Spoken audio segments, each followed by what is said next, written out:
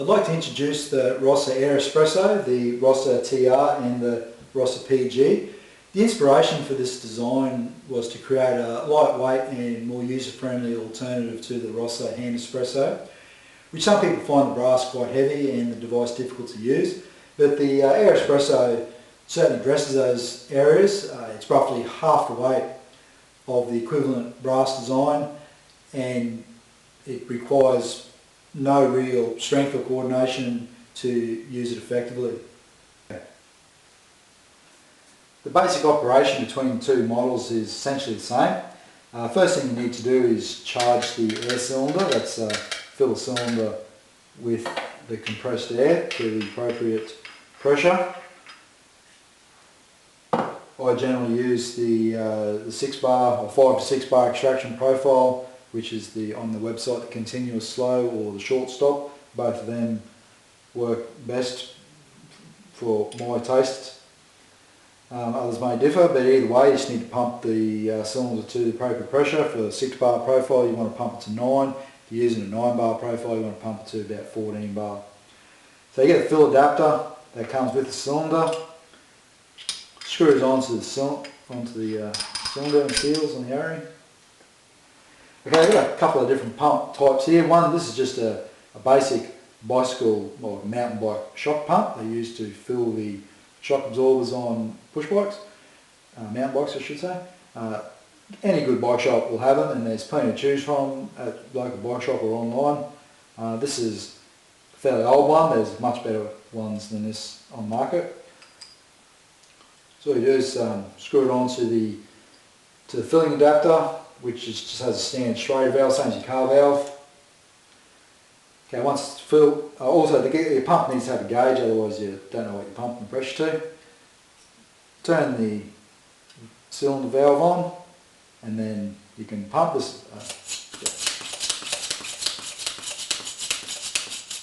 Okay, that was about 10 pumps. If you're using the profile that I use, the 6 bar extraction, you find that because you don't use all the air in each charge, there's still some left. You probably find that it's only about 50 pumps between to recharge to back up to the 9 bar, which is it's no big deal if you're only making a few coffees, like maybe 1 or 2 in the morning, or you're camping or on holidays, motel or whatever. But if you're make lots of coffees, hand pumping would be pretty crazy, I reckon. So there is tons of 12 volt compressors on the market that are really cheap.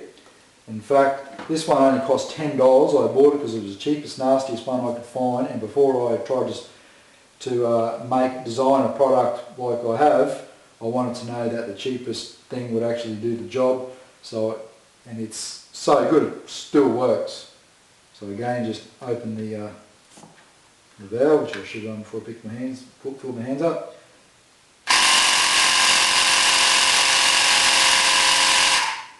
That's it, no effort, so you can actually get your grandmother to make you coffee. Of course, not everyone's going to want to pump. Lots of people will still prefer the hand espresso design, because you don't need to bother with that, but just another alternative, especially if you're camping and four-wheel driving and the caravan, the outdoor market. You're already going to have a pump there, so it just makes life easier. So all you do is then fit it into the body, pop it into the base, and then fill your basket full of coffee. Okay, with the magic of video, I've just cut away and ground some coffee with the Rossa Mini. Lovely little grinder, my favourite actually.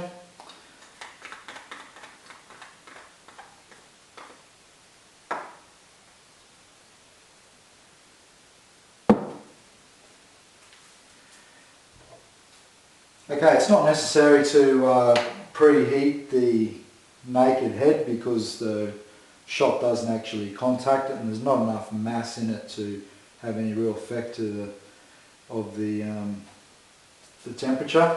So I don't bother, but it's important to wet it because it just helps the coffee stick to it. Wet it, of course, then roughly towel dry. Now this is the grind transfer adapter for the Mini. It's just a simple little shroud that's machined. It fits over the basket, and of course I'm not going to tip this up with coffee on it, but it's actually recessed for the cup. So all you need to do is pop it over, give it a tap, and the coffee transfers. And that size also fits a standard portafilter too, believe it or not. Right, so you just got to tamp your coffee. People get carried away with this, but all you really need to do is make sure that it's square in the basket. Like I say, people get carried away with that. I don't think it's that necessary. As long as it's pushed in there, the pressure does all the job during extraction. Right. So you need to preheat the device. The procedure is exactly the same as with the Rossa hand espresso. If it's very cold, you need to do it twice, but it's quite warm here at the moment, so I only need to do it once hold for about 20 seconds or so. You can actually feel the heat come through into the air cylinder. Important though is to preheat your cup.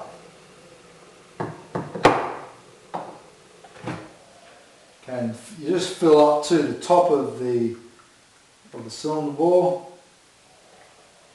Just use your consistency. Okay, pop your filter in.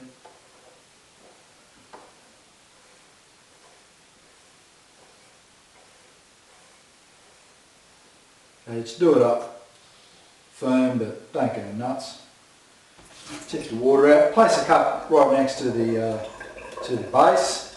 Just gently turn it over. I'll do my best so you can see everything here. Get out of the road. Okay, position over the cup.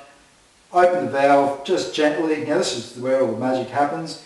It's got to be a really, really slow pressure ramp up. So just, you probably can't see me moving. I'm very, very slowly moving, opening this valve, and the flow will come out at about 2 to 3 bar. It's just starting to come out now. You can see it with the gauge. I'll do other videos with the gauge so you'll be able to see, but I'm just continually opening it. I know this from experience, from taste. If you go faster, it's not real good. If you go too slow, it's equally the other way. So then once finished extraction, just move it over, and that shot, you get the light there, it's full of crema, like all the other shots on the website. It's a great shot. Smooth as. So anyway, no time for me to sit there and drink coffee right now. Okay, so the magic of this now is that, well, one of the features I really love is that I can walk away now and just leave it, and this is not going to make a mess, and I can come back later on and feel I can clean it up and make another coffee. So if you want to make a coffee straight away, all you need to do is release the pressure by undoing the whole cylinder. Now the pressure's gone. Then you'll need to cool it down and empty it out to do your next shot. Go through the process. But one I did earlier, as they say on video, it's you'll find that because make a mess over the floor here, it actually cools down quite effectively because even though the valve's turned off, the air that's left in the cylinder pushes the coffee, all the remaining water out, and you always end up with a nice dry puck. That's great with the Rossa hand espresso. If you let it sit for a while, it's a wet puck, but this is always dry because the air, it's great. Okay, and if you've got some friends that like drip filter coffee, they'll like you.